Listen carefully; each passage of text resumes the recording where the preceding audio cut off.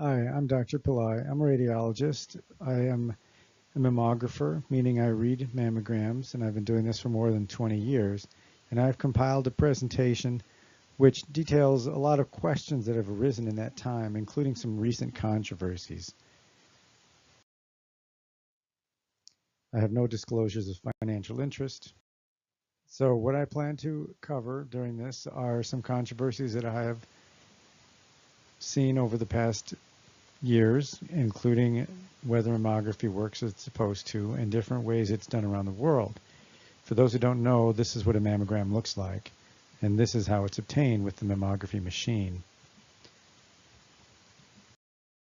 So the presentation will be in the form of questions and answers. So this is the first question. True or false, more men died in 2018 of breast cancer than testicular cancer?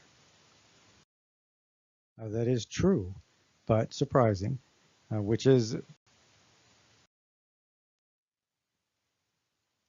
according to the American Cancer Society, 480 deaths from breast cancer and 400 deaths from testicular cancer in 2018. True or false? Breast cancer is the leading cause of cancer death in women. That is false. The number one leading cause of death of cancer in women is lung cancer, which has almost as many as the next two combined, breast cancer and colorectal cancer. There are many new cases of breast cancer, but because breast cancer has a very good survival rate, it tends to produce fewer deaths per case. Now, to get a sense of perspective, in 2016, more women died from heart disease than cancer. Women tend to think less about heart disease than cancer, but in fact, substantially more women die from heart disease. True or false? Unless a breast lump can be felt, there is no need to worry about it. False. And I bring this up because I have had questions regarding whether or not someone should worry about something found on mammography if they can't feel the lump. Mammography is designed to detect small cancers that cannot be felt by hand, and most things felt by hand are not cancer, so national recommendations do not strongly support the clinical exam, and in fact some discourage it. A lump must be very large or very superficial to be felt by hand. True or false? 75% of breast cancers occur in women with no family history of breast cancer. That is true, although many people are diagnosed with high genetic risk. In fact, a large majority of the cancers occur in women with normal risk. Family history does have some impact, but as you can see from this pie chart, those with a family history are a small percentage, and proposals to only screen high-risk women would in fact miss most cancers. True or false? Mammography prevents breast cancer. That is false. This question has been asked, and apparently in surveys, 1/3 of the population believes mammography prevents breast cancer, but it does not. It only lowers the risk of dying from breast cancer by detecting it earlier when it's more treatable. So, one question that gets asked frequently is, what exactly is tomosynthesis? Tomosynthesis is also called 3D imaging because it's not simply a two-dimensional picture. When you're taking a mammogram, the breast gets placed between two plates, like these cookies, and we take a picture with the X-ray coming through like that, from one side to the other. In a tomosynthesis exam, the arc is made by the X-ray tube like this. And then those X-rays are reconstructed into a three-dimensional picture of the breast, and that is called tomosynthesis, very similar to what happens with a CAT scanner. So, for the tomosynthesis, how many more cancers would be detected for 3D or tomosynthesis, which is the new technology, if we would expect the normal two-dimensional mammogram, standard mammogram, to find 5 cancers out of 1,000? Now, for those who aren't familiar with these statistics, Generally, about 15 cancers per thousand exists in the normal female population that we would be screening. Would it be less than one additional cancer? 1 to 3 additional cancers? 3 to 5 additional cancers? Or 5 to 7 additional cancers? This one would essentially be doubling the number of cancers detected, and this one will be adding less than 1. Possibly surprisingly, this new technology, which adds a three-dimensional element, is reported to increase maybe 1 per 1,000 additional cancers detected. So we go from maybe 5 to 6. It's the same technology with many similar limitations. For comparison, MRI screening detects 8 additional cancers. Digital subtraction mammography detects 8 additional cancers, and ultrasound screening can detect 1 to 2 additional cancers. You may say, what is digital subtraction mammography? It is a new kind of mammogram, newer than tomosynthesis, where we take what looks like a standard mammogram, but then you get IV contrast, and you have a pre and a post, and the contrast alone shows up. So we have all of the usual information from mammography, which you know and have used, and then we add the contrast enhancement as a new element. It is very similar to MRI. This is an MRI. This is what's called a spectral mammogram or contrast enhanced mammogram. And you can see the cancers enhanced vividly, which is the fundamental benefit of MRI, where the cancers enhance dramatically. And so what the contrast enhanced mammogram brings is the same vivid enhancement and getting rid of the background. A typical contrast enhanced or spectral mammogram will have a high energy study, a low energy study, and a recombined study, which is essentially a subtraction of one from the other, leaving only the contrast. Very similar to the concept in CT, which also uses multiple energies.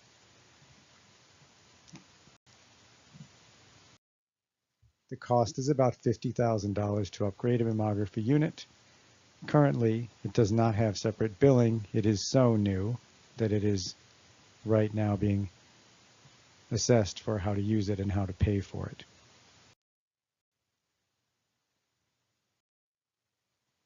Here's one paper which shocks many people, this kind of idea, but contrast enhanced mammogram is possibly better than MRI. True or false, imaging with routine X-rays, such as mammography, has been proven to cause some harm. That is in fact false. There have been no actual reported problems from X-ray exposure in mammography. There's a theoretical risk from radiation, but we have natural background radiation, which many people are not aware of, which accounts for about half of all human radiation exposure. The radiation risk is roughly the same as what you would get from flying in an airplane from New York to Los Angeles. It's considered negligible. Only high-dose X-rays have been proven to harm people. The risks for low dose are theoretical extrapolations from Hiroshima, which was a nuclear bomb. The logic being used is that if X-rays were bubblegum, if you ate 100,000 sticks of bubblegum, which would be the amount of radiation analogous to a nuclear bomb, then that would be fatal. Therefore, you should not have any gum, because we don't know where the line should be drawn, although people will eat gum on a daily basis. So how much should screening mammography reduce the risk of death from breast cancer? Should it reduce your risk of death by 0 to 25%, 25 to 50%, 50 to 75%, or 75 to 100%? This would mean that you would essentially prevent your risk of dying from breast cancer at 100%, and at 25% to 0%, that it would lower it somewhat. The answer is 0 to 25%, most commonly quoted as 20%, based on many large prospective studies. For those who don't know, there have been about 8 large studies, 6 of which show some benefit, and 2 of which show no benefit from mammography. These are the actual study names.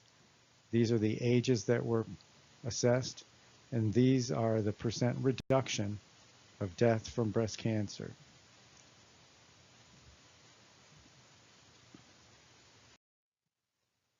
The benefits are controversial because the treatment arm is dramatically changing. So how do you account for improved surgeries, improved drugs, improved therapies for breast cancer survival? Not all cancers are fatal once they are detected. Some breast cancer deaths are not avoided by screening mammography because sometimes the tumor cannot be found, or sometimes you find a tumor that cannot be treated. True or false, the United States screening mammography program has the best results in the world, but much higher cost. That is false.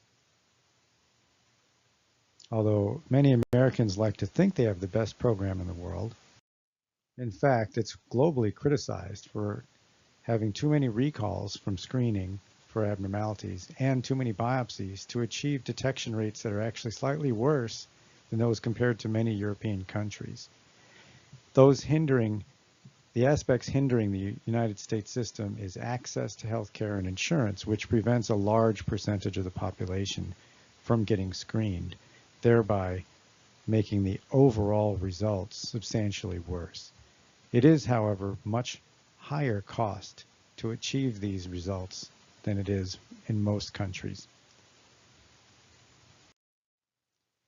True or false? Uruguay is the only other country in the world besides the United States that promotes annual screening instead of every 2 or 3 years. That is in fact true. Uruguay, which is a beautiful country in southeast aspect of South America, does promote annual screening. Virtually the entire first world and second world accomplishes similar population-wide results with government-sponsored screening every 2 years from age 50 to 70. In the United States, annual screening mammography is promoted without clearly defined age limits. Uruguay, in fact, only screens women from age 50 to 64 with their annual screening. In comparison, the UK, or England, screens women every 3 years from age 50 to age 70 if you're at average risk. High-risk women are the only ones who get annual screening after age 40, but they also get annual MRI.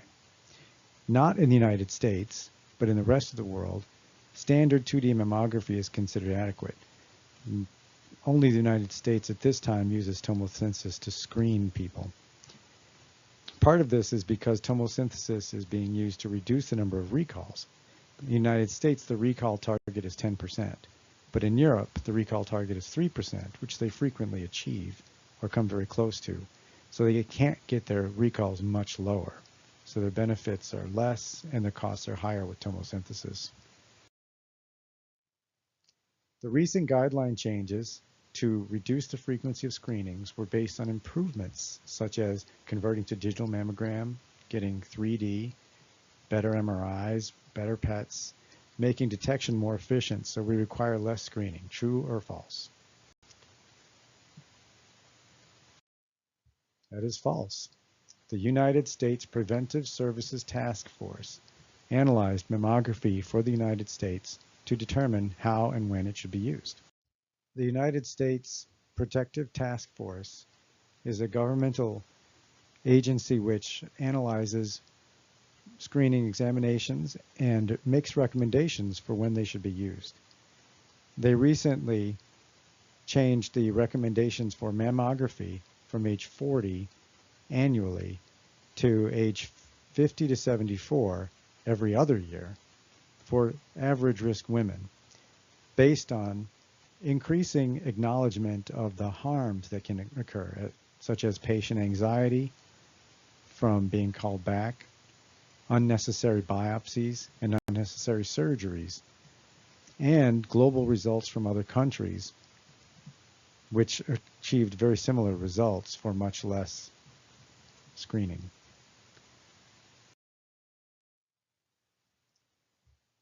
True or false? Like lung cancer and heart disease, breast cancer risk can be greatly modified by lifestyle changes. It's unfortunately false. Some benefits can occur from exercise, not smoking, sleeping adequately, and from weight loss. Very dramatic benefits from this can occur in cardiovascular, so these will dramatically improve your risk of heart disease and therefore are strongly recommended. But when it comes to breast cancer, there is no smoking gun for environmental or lifestyle impact, even for those with high genetic risk. This is a pyramid that shows the relative effect of risk factors on your breast cancer risk. The largest is aging. The older you get, the more likely you are to have breast cancer. Next is family history. And then you have other factors, like reproductive factors, basically hormonal influences, and the very tip, lifestyle, which is what you can modify, is very small. What may not be intuitively obvious, protective factors include breastfeeding, exercising 3 times a week, and having your first child before age 30.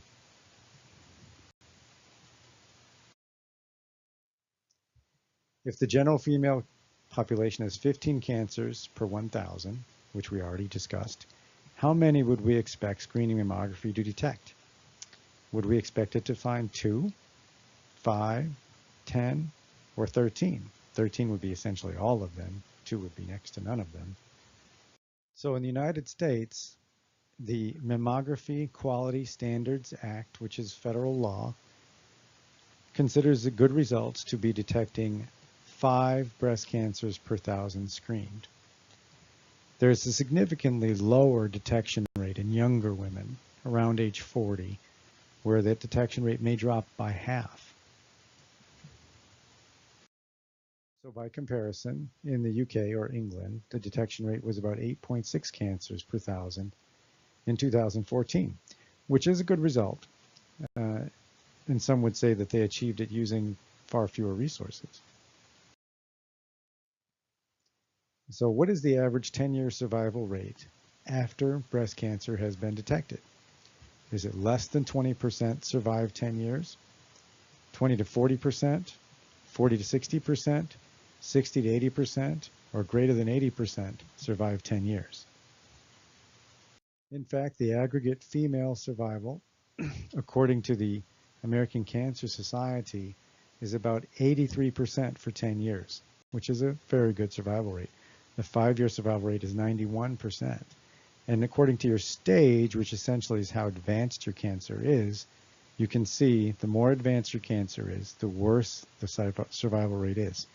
If you have a very low stage or small cancer, because in many of these stages is proportional to the size of the cancer, you have a much better rate of survival if it is smaller and less advanced.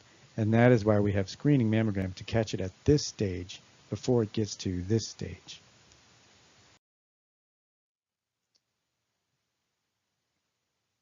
This is a mammogram machine. The breast goes between these 2 plates. The X-ray tube comes from here through here. And in a tomosynthesis machine, this actually moves in an arc like this. The technologist stands over here and pushes the button, and here is a small shield to protect the technologist from the radiation. True or false? The most frequent type of screening detected breast cancer, which is called DCIS, is eventually lethal even if it doesn't become invasive. That is false, but highly debated. This is a normal duct in the breast. The breast is for making milk, and so sometimes the breast cancers will develop in the duct, and this is called ductal carcinoma in situ. When it expands outside the duct, that's called invasive cancer. So one of the sources of debate is that mammography is less effective at finding invasive cancer than DCIS. DCIS can progress to invasive cancer, but this is only in 1 out of 7 cases. This is the proposed process. But the problem is that 6 out of 7 of the cases of DCIS do not progress, and we do not know which ones will. And those are considered at this time overdiagnosis potentially. So what is considered high genetic risk? Which ones would need supplemental breast MRI, as we alluded to in the English system, in addition to 2-dimensional or 3-dimensional mammography? Would it be 1 first-degree relative, essentially your mother, or 2 first-degree relatives, your mother and sister, 3 first-degree relatives, your mother, sister, and daughter, or 1 first-degree relative and 1 second-degree relative, which would be like your mother and your aunt? Somewhat of a thorny question to answer, but generally it is considered to have 2 first-degree relatives as a starting point, which means a mother and a daughter or a sister and a daughter. Second-degree relatives are much less important in several different standard models for assessing genetic risk. The overall risk for breast cancer in the population of women is 12%. The overall lifetime risk of breast cancer for someone who has a high genetic risk, there's a blood test called BRCA, which stands for breast cancer gene. If you are BRCA positive, you have an 80% risk of breast cancer, much higher than the standard population. So how do you know your genetic risk? You can see a geneticist, which is an MD, who can provide a lifetime risk assessment for not only breast cancer, but other cancers such as ovarian and colon and pancreatic cancers, which have a genetic component as well. If your roughly 1-hour session with a written report states that you have a lifetime risk of breast cancer of greater than 20 to 25%, then you would be a candidate for annual supplemental screening breast MRI as well as screening mammography. As a side note, many people who are considered to have high genetic risk, such as BRCA positive women, may choose to have prophylactic ovary removal and breast removal, which means you have them removed before they cause problems. Angelina Jolie would be one famous example of having breast removal before there's a problem. True or false? Breast density is an important risk factor based on scientific data and clinical trials. That is false, despite all of the fanfare in the news about breast density and the general clinical confusion about breast density. This is what this is referring to. On a mammogram, there are different levels of white. Here, this is gray. This is a fatty breast. Here, there's some white. That's density, is average. Here is more white. That is heterogeneously dense. And here is very dense, almost all white. Notification laws have been passed in many states. These are pink, which require that the patient be notified of their breast density, which has nothing to do with the clinical examination of how hard or soft or lumpy the breast feels. It is only a mammographic finding. So the initiation of the debate was this sentinel case in 2003. A woman named Nancy Capello in Connecticut had breast cancer, which was not detected on her mammogram. As we discussed previously, mammogram misses many cancers, but she lobbied for her insurance to pay for ultrasounds to screen dense breasts, which Connecticut actually passed as a law, and now is being moved to the point where it may become federal law. So the science behind this is that the highest mammographic breast density in a study, which is 10% of the population, was shown to have about 4 to 6 times higher risk than the lowest breast density, which is also about 10% of the population. About half the population has increased density compared to the other half, by definition, but the exact risk is vague for that 50% of the population. This was only 10%, and this was the highest density. In general, breast density is overwhelmed by other factors, which we already discussed, and it alone does not qualify for high-risk mammographic screening. True or false? Screening, supplemental ultrasound, and/or screening supplemental MRI for dense breasts has been proven to reduce breast cancer-related mortality. That is false. Mammography is the only modality proven by clinical trials to reduce breast cancer mortality. While more breast cancers could be detected by these other screening modalities or other screening modalities, the only one with a proven mortality benefit for population screening, which is what we're talking about in this lecture, is mammography. Ultrasound screening can find cancers, but 20 biopsies would be needed to find one cancer. It is not what we call, in the scientific speak, it is not specific. It is true that dense breast tissue makes breast cancer detection more difficult because it obscures cancers potentially, but no survival benefit has yet been shown for any other method of screening for cancer in an average risk person as a population.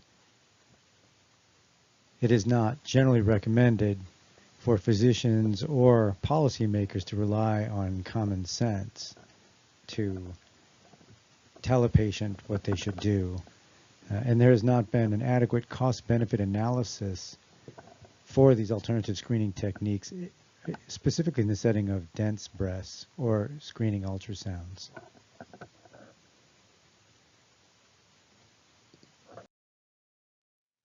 By comparison, screening mammography expects only 4 biopsies to produce one cancer. Screening ultrasound is now covered, but not 100%.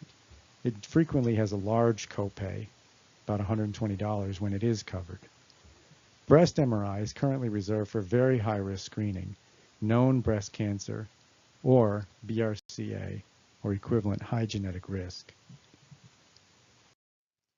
True or false? It takes at least 7 years after a screening mammogram to experience any survival benefit. This is true. This is why most countries stop screening before age 74, because the expected lifespan is about 82 years currently. Women less than 50 years old have not been rigorously studied with large trials. They're usually a subset population analysis with low numbers, which is why there is so much controversy about women less than 50 years old. For very rough estimates in 2019, an analog mammogram, which is pretty old-fashioned at this point, is about $80. Very rarely is this even done in the United States anymore. Now, the 2D digital mammogram is about $110. The 3D mammogram, which is tomosynthesis, is about $170. An ultrasound of the breast costs about $180. A breast MRI costs about $800. A PET exam costs about $2,000. And a biopsy is at least $2,000, possibly more. Thank you very much. And for those who are interested, these are the screening guidelines by the National Comprehensive Cancer Network. This is what happens if you have a prior history of breast cancer and what's recommended for those who have greater than 20% lifetime risk. These are breast screening considerations. These are additional breast screening considerations.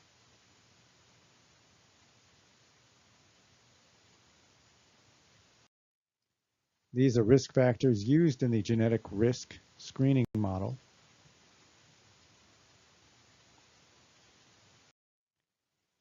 These are the tumor stages for breast cancer. These are the T, N, and M stages for breast cancer. More staging. And these are the different kinds of breast cancer.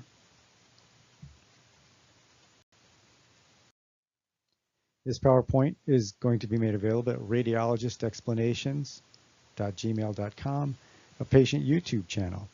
You can go onto YouTube and search for Radiologist Explanations, Screening Mammography Controversies. Thank you.